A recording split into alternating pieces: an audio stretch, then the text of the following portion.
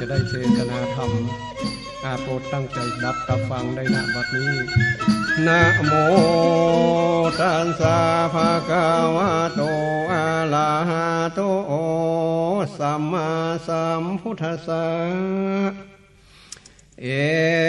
วเมสุตังเอกังสามายังภะคะวานาวิเกวิหารันติจิกาสกาวาสเกเตนะโคปันนาสมาเยภะกาวาปาลิโตปาลิโตจนะปะเตสุปะดิจาละเนอาภาวิเตกาลากาเตปัญญาปาทิสุภญากะโลติทิโสตุจนะสัพพุริสตังหลายจูงตั้งกายและใจไว้เหือดีตั้งใจฟังธรรมดวงนี้ดีหลีก็จักบังเกิดมีกุศลอันใหญ่ประดับใส่ปัญญาตามบาทการหาที่ได้กล่าวมาเลี้ยวบางตนนี้ใส่ว่าเอวเมสุตังเอกังสมายังภะกวาดังคาตนชื่ออานันตหากได้สดับฟังมาแต่ข้าอุบเกี่ยวกล่าวคือปากแห่งพระพุทธเจ้าในกาลสมัยหนึ่งเล่าหากมีมาพระกาสัตราสัพพัญโยตนเป็นคู่แก่โลกลากาละขังนั้นใจจ้าหากมีมาพระธาปัตตัปมาพระอิทิญาสามลานาไสยอยู่ณที่พัตตาพระตำนักงากาตึกหลังใหญ่ที่บ้านนาตีขานากามาเตนาโคปันนาสะมาเยในกาละนั้นภากาสัตตาเจ้าใดตะโลง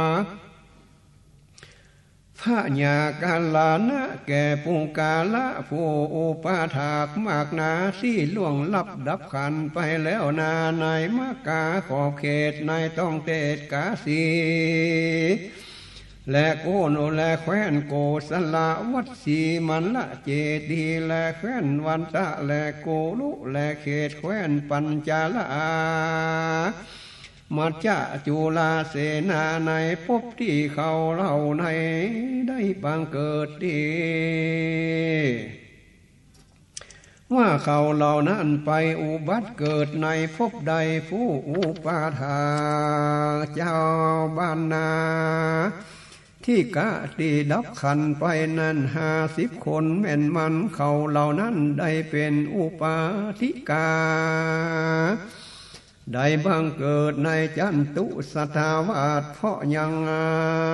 โพจานะอันต่ำตั้งมวลหาหมดไปก็จักได้ปาเลนิปานาไปในภพนั้นใส่บ่อใดปิกปอกแต่ใดขึ้นมาในมนุษย์สาโลกไตผู้อุปาทากที่บ่อกายบรรณาธิกามา60 คนเป็นทาละอันล่วงดับขันไปแล้วนาก็พอสังโย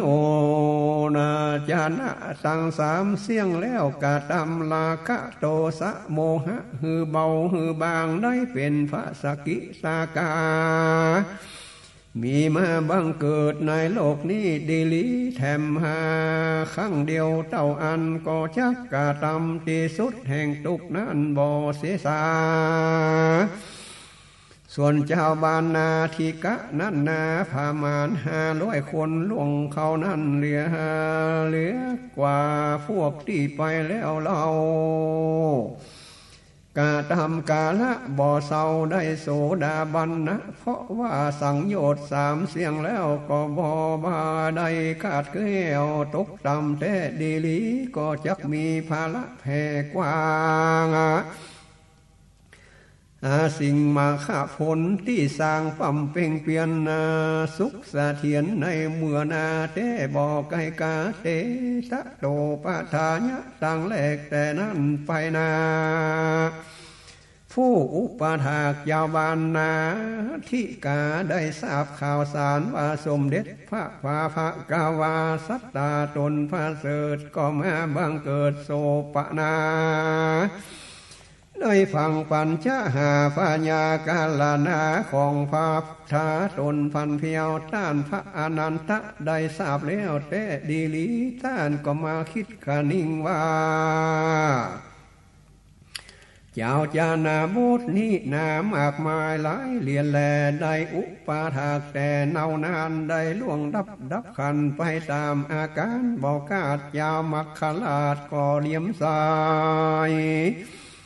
ในพระพุทธเจ้าพระสัทธรรมพระสังฆเจ้าปั๊มเป่งตานะศีลภาวนาที่ล่วงดับขันนากาตำกาละกิริยาก็มีแต่ใสเหตุใดพระพุทธเจ้าบ่ได้พญากาลนะกันว่าองค์พระสัทธาคือว่าพระพุทธเจ้าพระญากาลนาแต่ใสก็ชักบังเกิดได้แก่คนต่างหลายพระหุจานาหลายมวลหมู่ก็จักขึ้นโทโสมานัดไปสู่สุขาติตาอันดีแต่นาอันหนึ่งนั้นนาพระราชามะขลาดปิมพิสารหากตะลงธรรมใด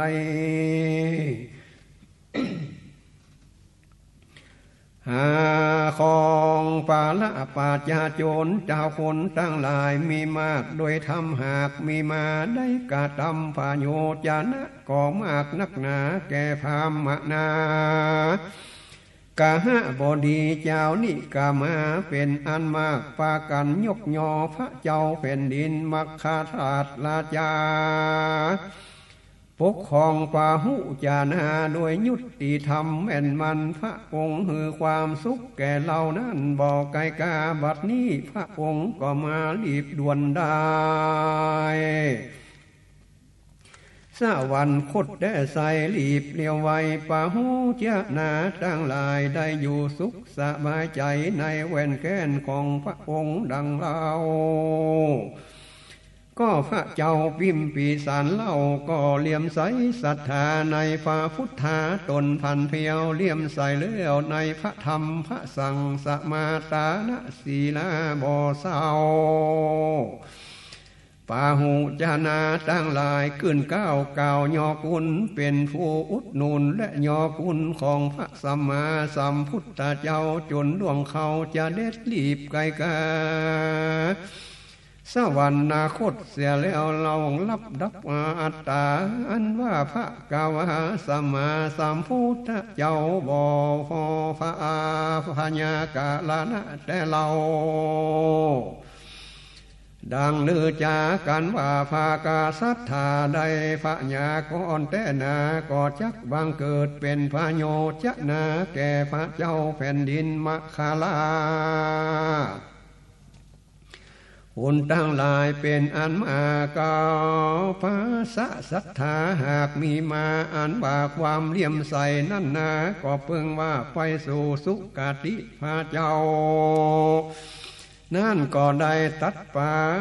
พระญาสัพพัญญูเป็นอนุตตรสัมมาสัมพุทธิญาณในเมืองนั้นคือมัคคลาชราชา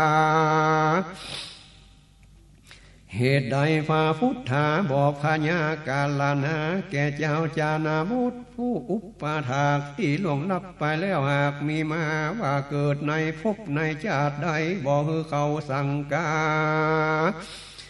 กันว่าพระพุทธา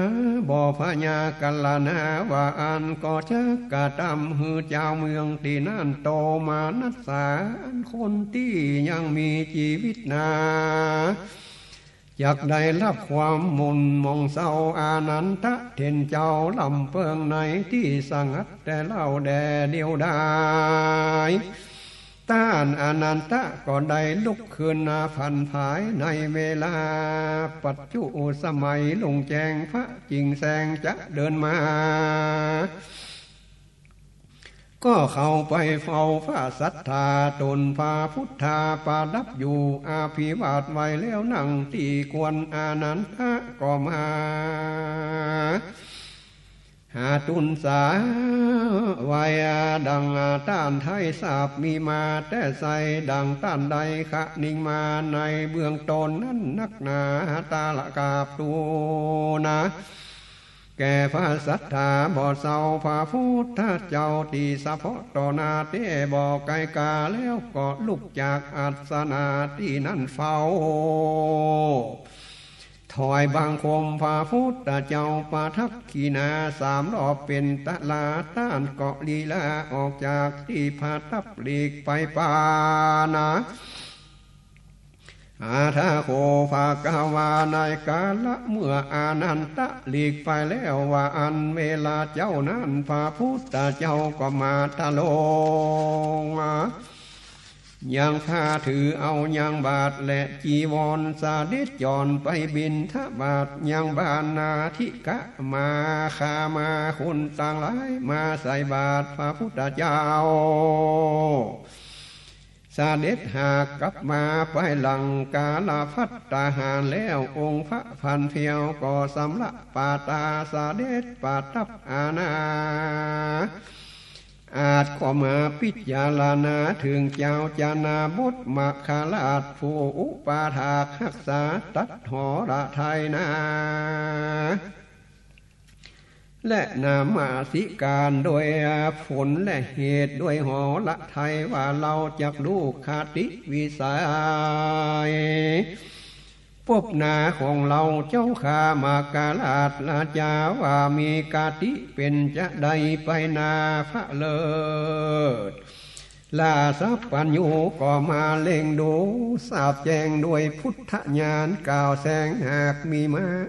ถ้าโคภกวาสามัญญาสามาเยขั้นถึงเวลาเย็นศรัทธาสัพปัญโยพระพุทธเจ้าก็สาเด็จต้องเต้าจากที่ประทับสาเด็จลีลามาเหนืออาสนะที่จัดไว้ถวายแด่ลมเงาแต่วิหารในกาละข้างนั้นต้านอนันตะก็มาเขาเฝ้าพาศรัทธาโยอัญจุลีสากับไว้พระบาทายสัพปัญโยแล้วก็อยู่ที่ควรแต่สายข้างหนึ่งไว้กราบตุนองค์พระศรัทธาว่าข้าแด่พระพุทธองค์และหันพระองค์มาทรงพระละงับสีพระพักส่องแสงดีมีพระอินทรีย์เฟียวพันเฟียววันนี้พระองค์ยอมตรงแล้ววิหารธรรมแต่ดีลีพระมูนีตนพันเพียวตัดแล้วบ่อสังกาดุลาอานนท์ที่ท่านได้ยินมาว่าเจ้ามัคคะละภาษาผู้อุปาทากพาพุทธาในที่ไกลเลี้ยวลุกจากที่นั่นใดไกลกาเราตถาก็ไปปินนิบาตในบ้านหากนาที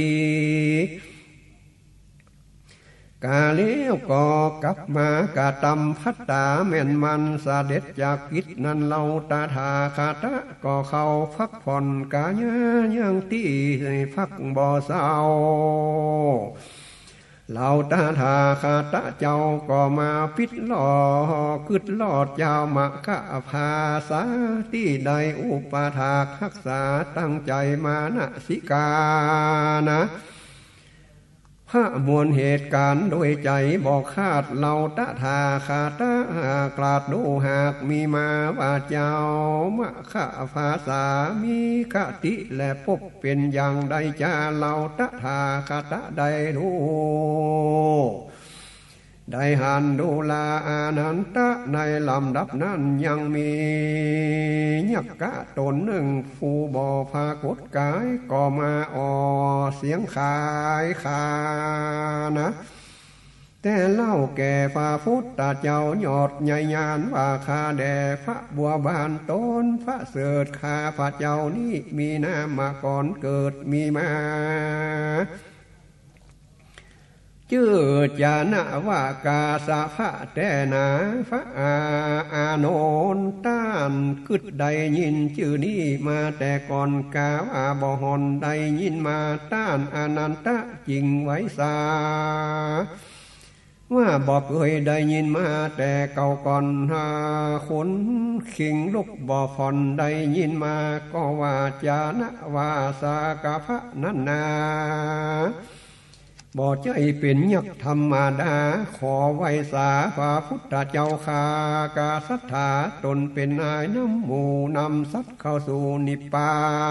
นนะก็ตัดเขียนจาว่าดูลาอานันตะในระหว่างที่มีเสียงมีมานั้นใสยักษ์มีผิวฟันนั้นนะทุกฝนได้บ่มาปรากฏคือเราได้หันแต่สายกล่าวเทียนจาว่าข้าแด่องค์พระพุทธาตนบ่เศร้าข้าพระพุทธเจ้ามีนามว่าปิมพิสารขอพาตัดสาปุญญาณจงจ้าถวายข้าน้อยหาสหายของเต้าเวสสุวรรณมหาราชเป็นครั้งที่7หากมีมาจุติจากนี้บ่อใดสังกามาเป็นพระราชามนุษย์สาโลกใด7ครั้งใดมีมาอยู่ในเทวโลกาก็7ครั้งแด่ใดต้วนเตียวแต่14ฟัง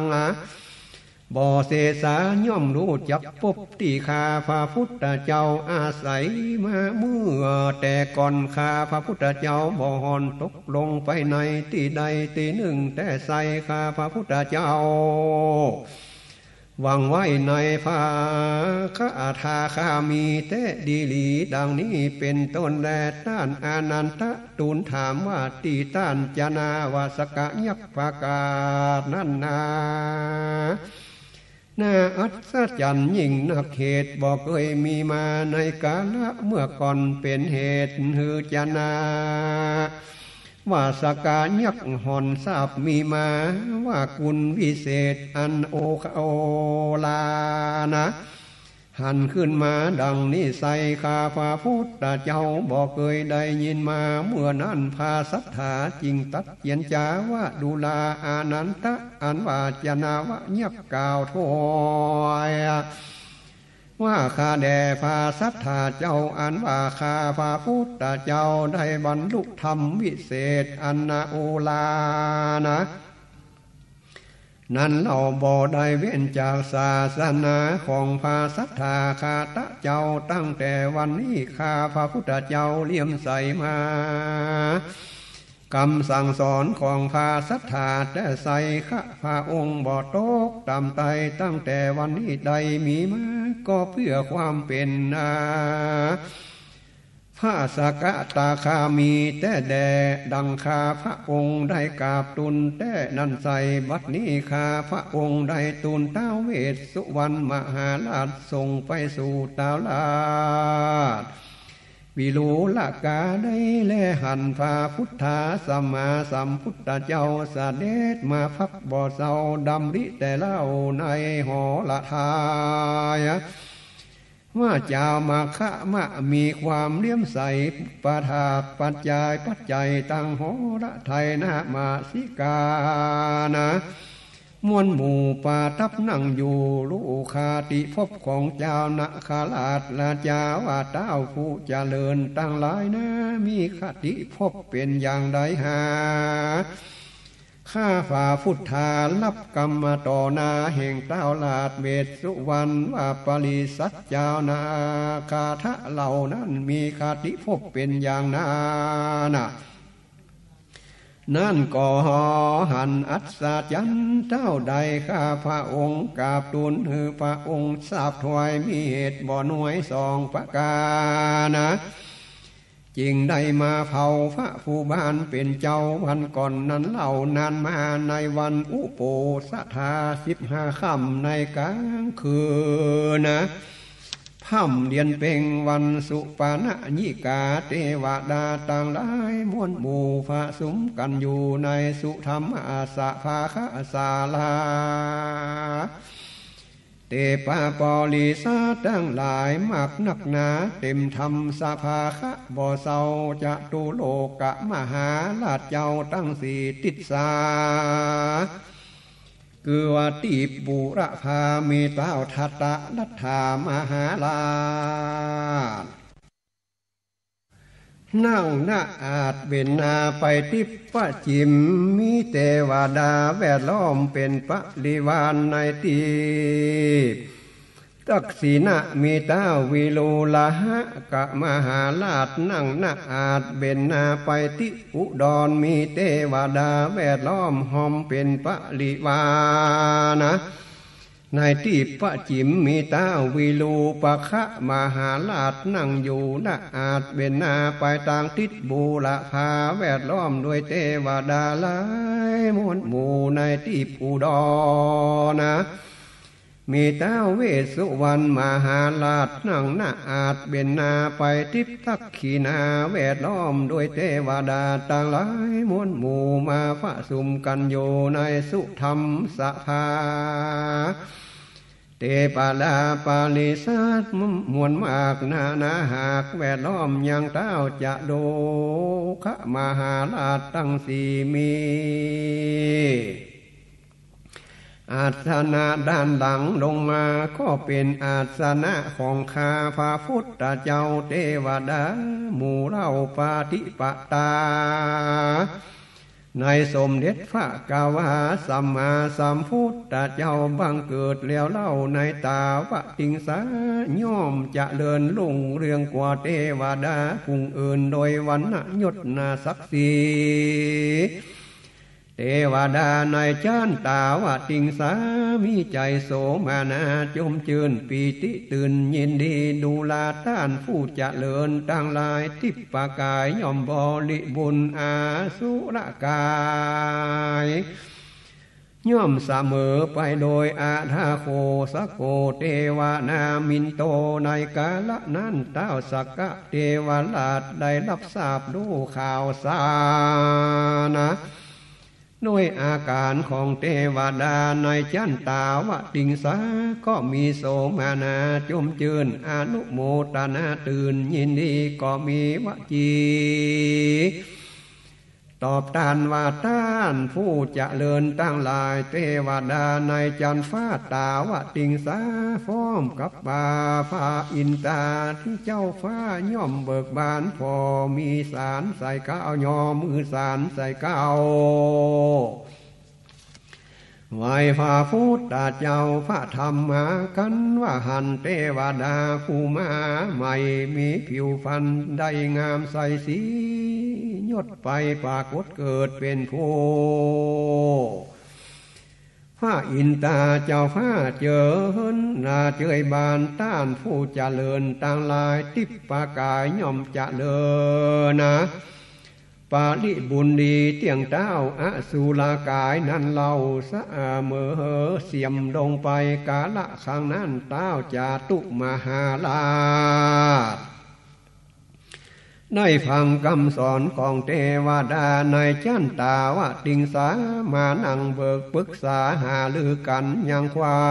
มมาพระสงฆ์พระสมจุ่มนุมกันในสุธรรมสภาต่างก็อยู่โอบนอาสนะของโตนะยังบอกกลับไปใดเพราะเหตุพระสุมกันได้รับกรรมามีหัตถญาบ่เศร้าหลังอับเสียแต่เล่าบ่เสสาปฏิปตาดีลำเลิศในพรหมจรรย์ชัตตะเกิดมีมาเทวดาเหล่านั้นเป็นสาวกาข ของพระพุทธเจ้าผู้มีปัญญาอันหนากว้างใหญ่ดุจยาดังพระสุทธใจบอกไกลกาบรรลุคุณธรรมอันหนาแน่นหนาย่อมรุ่งเรืองกว่าเทวดาแต่ใสด้วยผิวพรรณรัศมีวันณะใดแล้วยัตสามูนานาเทวดาจันตาวาติงสากับพระอินตาเจ้าฟ้าจมจืนนาสาธุการยังพระผู้บานะและพระธรรมเจ้าข้าพระพุทธเจ้าได้รู้มาดีหลีเทวดามีใจดีบ่เศร้าในกาลนั้นนาก็มีโอภาแสงสว่างเกิดขึ้นระหว่างประจุมมีรัศมีต่างทิพอุตลาแห่งห้องปาโคตตัวต้องยิ่งกว่าเทวดาต่างหลายเต้าสักกะเทวราชจิงโอกาสเทียนจาว่าดูลาต้านผัวนี่ละหาตุกต่างหลายมวลหมู่ตุกผู้กู้ในสู่สะภาคาสาลาอันว่าแสง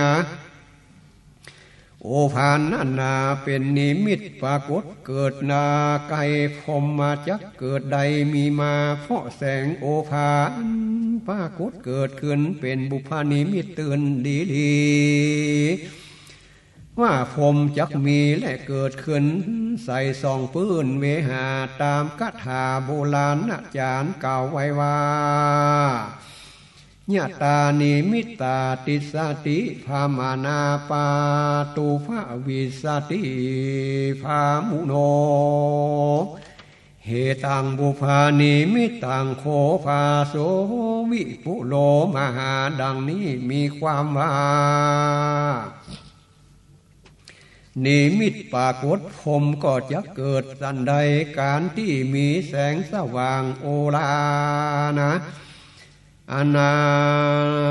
ภาลุขึ้นมานั่นเป็นบุพนิมิตของพรหมสันนั่นดังอันจะแลนะปะริโยสาเน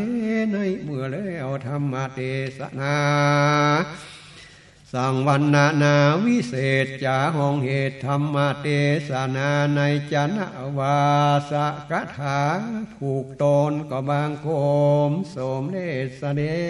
ช